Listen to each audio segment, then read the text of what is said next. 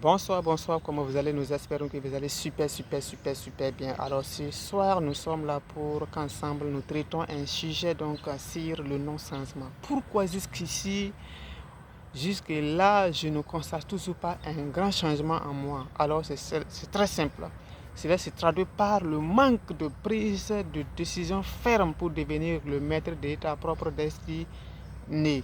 Alors ce manque de prise de décision ferme pour devenir le maître de ta propre destinée peuvent s'expliquer en plusieurs raisons dont nous allons nous baser sur quatre. Nous allons nous baser sur quatre raisons pour vous expliquer en réalité ce que ça veut dire. Alors numéro un, nous avons l'échec. Il faut que l'échec est l'une des émotions négatives qui paralyse beaucoup plus les hommes qu'une maladie. La plupart des gens ne comprennent pas que les plus grandes limites des hommes ne sont pas celles influencées par le monde extérieur, mais celles que nous conservons dans notre cerveau. Cela veut dire que quoi? Cela veut dire qu'à partir du moment lorsque nous essayons de réaliser quelque chose et que nous avons échoué pour la première fois, et à partir du moment où nous avons conçu le mot impossible dans notre cerveau, qu'est-ce qui va se passer? Les cellules du cerveau qui devaient se mettre en mouvement, oui, pour chercher les voies et moyens, les idées pour la concrétisation de la chose, se restent endormantes. Est-ce que vous voyez? Se démobilise. Résultat, non-concrétisation. L'échec. Or, nous ne devons pas voir l'échec comme fatal. Oui. D'après un grand penseur, que le succès n'est pas final. L'échec n'est pas non plus aussi fatal. Ce qui compte, c'est d'avoir le courage de continuer. Ce qui compte, c'est d'avoir le courage de continuer. L'échec n'est pas un verdict. L'échec n'est qu'un retour d'information. Pensons un peu à Edison, Thomas Edison. C'est combien de fois il a essayé de fabriquer l'ampoule? 990 000 fois. C'est-à-dire les 999 fois précédentes, il a échoué. Donc c'est au dixième fois qu'il a essayé, qu'il a réussi à fabriquer l'ampoule. Mais voyons aujourd'hui, nous utilisons l'ampoule. Nous utilisons l'ampoule dans partout. Quand il fait nuit, lorsque nous n'avons pas l'ampoule, alors cela peut causer beaucoup de dégâts. C'est 10 000 fois il a essayé. Vous voyez, il n'a pas abandonné. Et si pour la première fois il avait abandonné parce qu'il a échoué, alors est-ce qu'on n'allait pas avoir l'ampoule aujourd'hui? On n'allait pas avoir l'ampoule aujourd'hui. Donc l'échec n'est qu'un événement. L'échec n'est qu'un événement. Et l'événement arrive pour qu'on le traverse. On ne doit pas se laisser noyer dans l'avènement. L'échec n'est qu'un événement. Numéro 1, c'est l'échec. Nous ne devons pas regarder l'échec pour abandonner ce que nous avons fixé d'atteindre. C'est très important. C'est numéro 1. Numéro 2, c'est le fait d'arrêter de regarder sur les côtés, c'est-à-dire autour de vous, aux personnes qui vous entourent. Arrêter de regarder sur les côtés va vous envoyer à ne pas être envieux ou envieuse à la fortune des autres. Arrêter de regarder sur les côtés va vous envoyer à ne pas vous rabaisser face à certaines personnes qui semblent être plus instruites, plus expérimentées. Pourquoi? Parce que le succès de votre voisin, la réussite de vos amis, les promotions de vos collègues n'ont absolument rien à voir avec votre potentiel. Oui, les succès, les réussites, les fortunes, tout là, ça n'a absolument rien à voir avec votre potentiel. Oui. Ça n'a absolument rien à voir avec ça. Oui. Tu dois te concentrer sur ce que tu as fixé pour atteindre. C'est ça qui compte. Oui. Leur succès, leur réussite n'est pas votre boussole. Tu dois savoir quelque chose. Tu es ici, c'est-à-dire tu es dans ce monde-là pour vivre tes rêves et non les rêves des autres. Oui, tu n'es pas dans ce monde pour vivre les rêves de qui que ce soit. Tu es dans ce monde pour réaliser le vôtre. À cela, il faut que tu arrêtes de regarder autour de vous. Arrête d'envier la fortune des autres. C'est très important.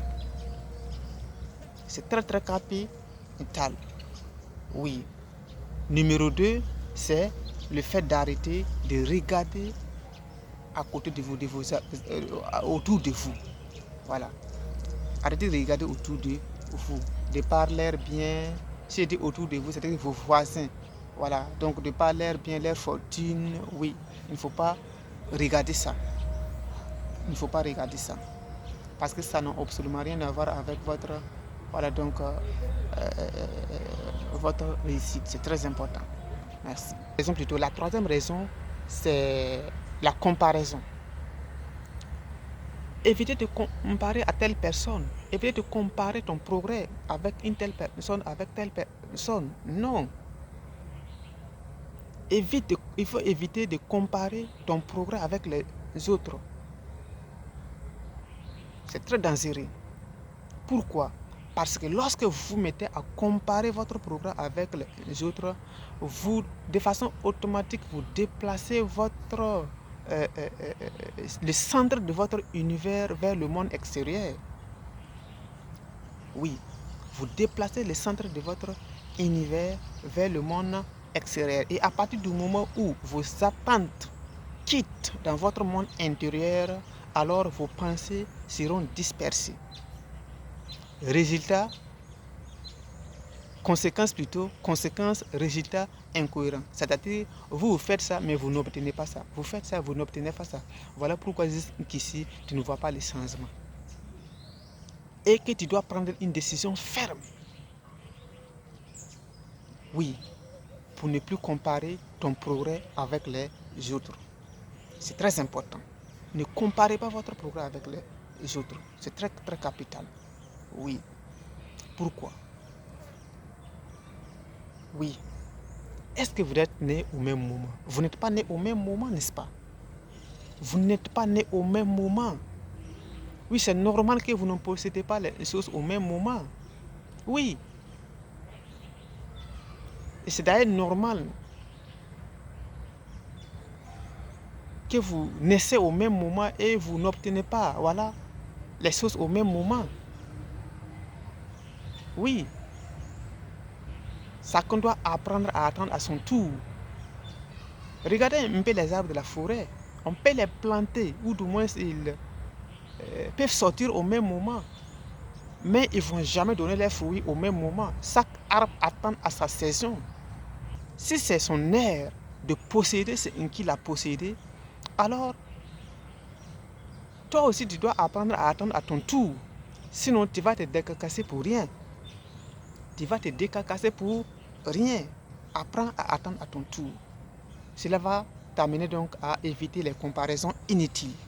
C'est très important. La comparaison. Numéro 3. Numéro 4.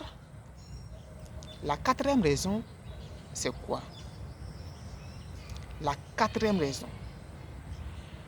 c'est que vous devez savoir que le chemin vers la réussite là, le chemin vers la grandeur n'est pas un chemin en droite ligne. Ce n'est pas un chemin en droite ligne. Ce n'est pas un chemin pavé de confort, de facilité. C'est un chemin très accidenté. C'est un chemin impitoyable, imprévisible, impitoyable. Oui, c'est un chemin impitoyable. Impitoyable en ce sens que tu auras à faire face. Oui, tu auras à faire face à beaucoup de défis. Mais au cœur de ces défis-là, se cache un secret. Au cœur de ces défis se cache un secret. Et ces défis ne sont que les terrains des épreuves de votre futur moi. Sans ça, c'est compliqué. C'est-à-dire que c'est ça qui réserve votre bonheur de demain.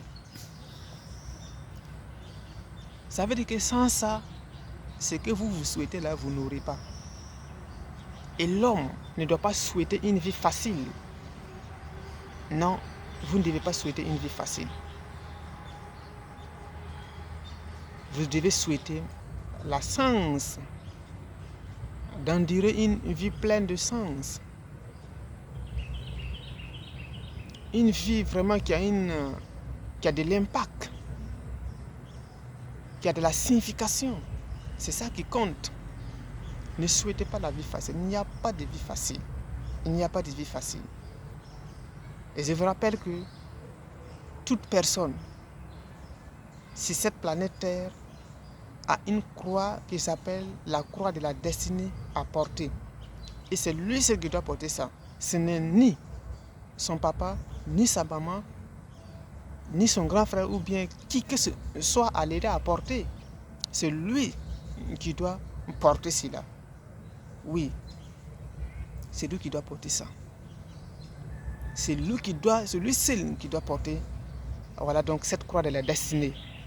Et ça commence par la prise de décisions fermes pour devenir le maître de ta destinée, en acceptant tout ce qui est souffrant. Oui, en acceptant tout ce qui est souffrant, c'est très capital. Voilà.